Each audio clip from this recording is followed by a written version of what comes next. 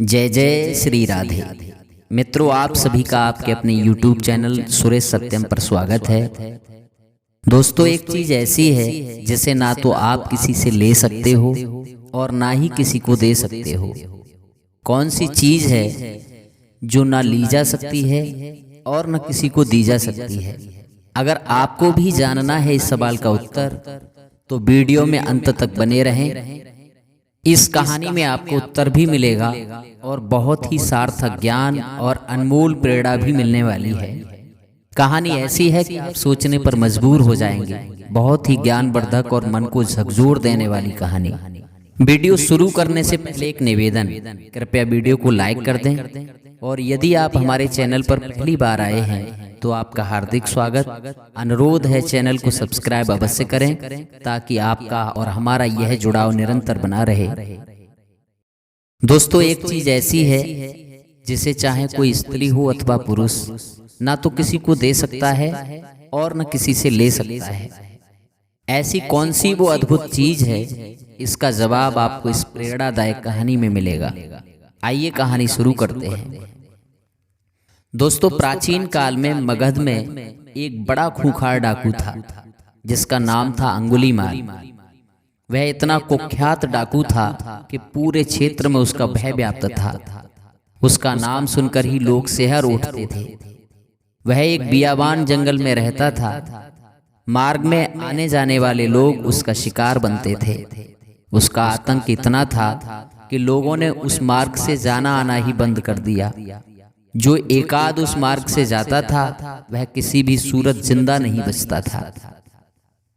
दोस्तों, अंगुलीमाल में एक बुरी बात थी कि वह लोगों से सब कुछ तो लूटता ही था, बाद में उनका कत्ल कर देता था और उनकी उंगलियों को काट लिया करता था। गले में इन्हीं मारे हुए लोगों की उंगलियों की माला बनाकर पहनता था, इसीलिए लोग उसे अंगुलीमाल कहते थे।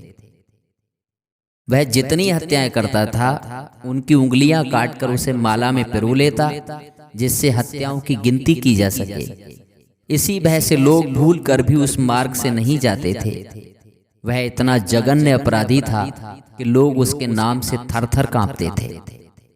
लोगों से लूटपाट करके ही वह अपना और अपने परिवार का पालन पोषण करता था। जब से उसने होश संभाला वह यही काम कर रहा था।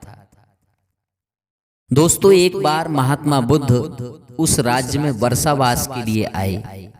घूम रहे थे इधर उधर। वह चलते चलते एक गांव में पहुंचे और रात्रि में विश्राम किया।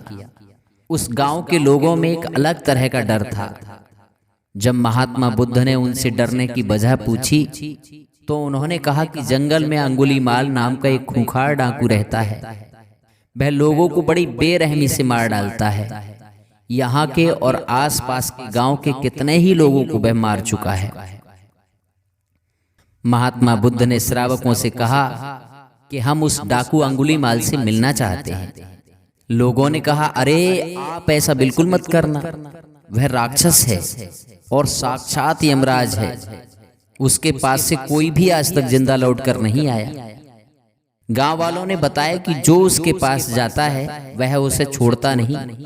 आप क्यों अपनी जान जोखिम में डालना चाहते हैं? मगर दोस्तों, बुद्ध तो बुद्ध थे। उन्होंने कहा कि हम उस डाकू से जरूर मिलना चाहते हैं।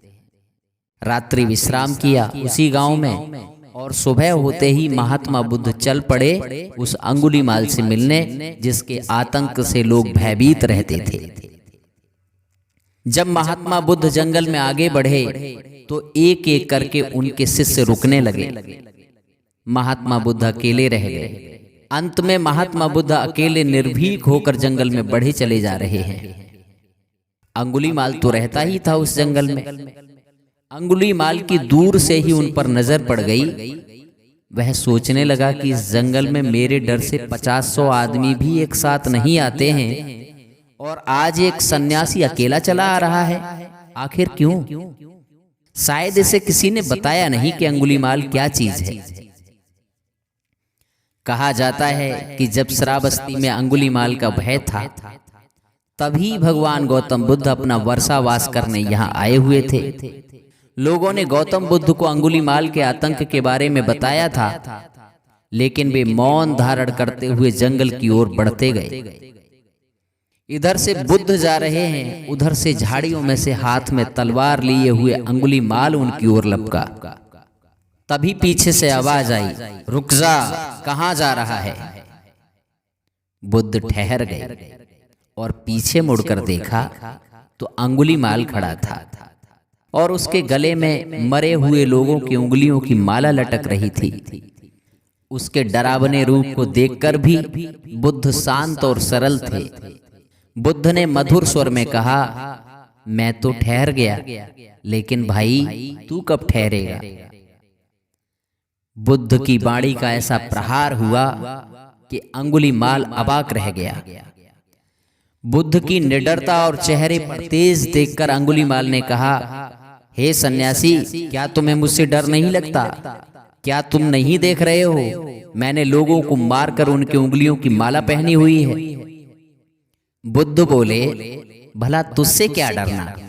डरना ही है तो उससे डरो जो सच में ताकतवर हो।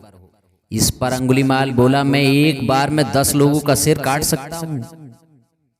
बुद्ध बोले, अगर तुम सच में ताकतवर हो तो जाओ पेड़ के 10 पत्ते तोड़ कर लाओ। अब ये कितनी बड़ी बात थी। अंगुलीमाल ने तुरंत पेड़ से पत्ते तोड़ डाले और कहा कि इसमें क्या है, कहो तो मैं पूरा पेड़ ही उखाड़ लाऊं। बुद्ध ने कहा, पेड़ उखाड़ने की जरूरत नहीं है। अगर तुम सच में ताकतवर हो तो इन तोड़े हुए पत्तियों को वापस पेड़ में जोड़ दो। इस पर अंगुलीमाल बोला, भला टूटे हुए पत्ते कैसे जोड़ सकते हैं? बुद्ध ने बड़ी सरलता से कहा, जिस चीज को तुम जोड़ नहीं सकते उसे तोड़ने का अधिकार तुम्हें कैसे मिला? किसने दिया? यदि तुम मनुष्य का सिर जोड़ नहीं सकते तो उसे काटने में कैसी बहादुरी? यह सुनकर अंगुलीमाल अबाक रह गया। उसकी हालत ऐसी हो गई कि काटो तो खून नहीं। बुद्ध खड़े खड़े मुस्कुरा रहे थे। बुद्ध ने कहा कि ये जो तुम हत्या करते हो, तुम्हें पता है इसका दंड कौन भोगेगा? अंगुलीमाल ने कहा कि इसी कर्म से मैं अपना और अपने परिवार का पेट पालता हूं, इसीलिए अकेला मैं ही थोड़ी भोगूंगा, पूरा परिवार ही भोगेगा। बुद्ध ने कहा कि नहीं, जाओ हम तुम्हें एक मौका देते हैं, मैं यहीं खड़ा हूं, कहीं नहीं जाऊंगा। तुम पूछ कर आओ अपने परिवार वालों से कि मैं जो हत्याएं करता हूं उसका दंड कौन भोगेगा, तुम अकेले या तुम्हारा पूरा परिवार? अंगुलीमाल दौड़ता हुआ घर गया। पूछा, घर वालों ने कहा कि जो कर्म तुम करते हो उसका दंड हम क्यों भोगेंगे, तुम ही भोगोगे। रही बात हमारे पेट पालने की, तो परिवार का मुखिया होने के नाते यह तुम्हारा धर्म है, कर्तव्य है कि कैसे हमारा पालन पोषण करोगे, तुम जानो। लेकिन हम इस पाप में भागीदार नहीं हैं। जवाब सुनकर तो अंगुलीमाल थर थर कांपने लगा। अंगुलीमाल को हरगिज ऐसे जवाब की उम्मीद नहीं थी। लौट कर आया तो बुद्ध वहीं खड़े हैं जहां छोड़ गया था, चेहरे पर आभा मंडल और वैसी ही मुस्कुराहट। बुद्ध ने कहा कि पूछ आए? अब तो अंगुलीमाल रोने लगा। चरण पकड़ लिए बुद्ध के, हृदय परिवर्तन हो गया। बुद्ध ने कहा कि सुनो भाई, संसार में चाहे स्त्री हो या पुरुष, ये 2 चीजें कोई किसी को न दे सकता है और न किसी से ले सकता है। ये 2 चीज हैं, एक पाप और दूसरा पुण्य। तुम जो भी करते हो, पाप अथवा पुण्य, इसके भागीदार सिर्फ तुम हो। न तुमसे कोई पुण्य का फल ले सकता है और न तुम किसी को अपने पाप का फल दे सकते हो। तुम जैसा करोगे उसका फल निश्चित रूप से तुम्हें ही भोगना पड़ेगा। जैसा करोगे वैसा फल आज नहीं तो निश्चित कल। किसी ने कहा कि कर्म रेख नहीं मिटे, करो चाहे लाखों चतुराई। बुद्ध की वाणी सुनकर उसका हृदय परिवर्तन हो गया। अंगुलीमाल ने महात्मा बुद्ध से कहा, प्रभु मुझे अपनी शरण में ले लीजिए। यह कहते हुए अंगुलीमाल ने अपने तलवार नदी में फेंक दी और बुद्ध के चरणों में जा गिरा। भगवान बुद्ध ने आ भिक्षु कहकर अंगुलीमाल को दीक्षा दी। यह भगवान बुद्ध का ही चमत्कार था, जिससे अंगुलीमाल जैसा कुख्यात अपराधी भी भिक्षु बन गया। तो दोस्तों, ये थी हमारी आज की प्रस्तुति, जिसे आप अपने YouTube चैनल सुरेश सत्यम पर देख रहे थे। कहानी अच्छी लगी हो तो कृपया वीडियो को लाइक कर दें, प्यारा सा कमेंट करें और चैनल को सब्सक्राइब कर बेल आइकन ज़रूर प्रेस करें ताकि हमारा और आपका यह जुड़ाव निरंतर बना रहे।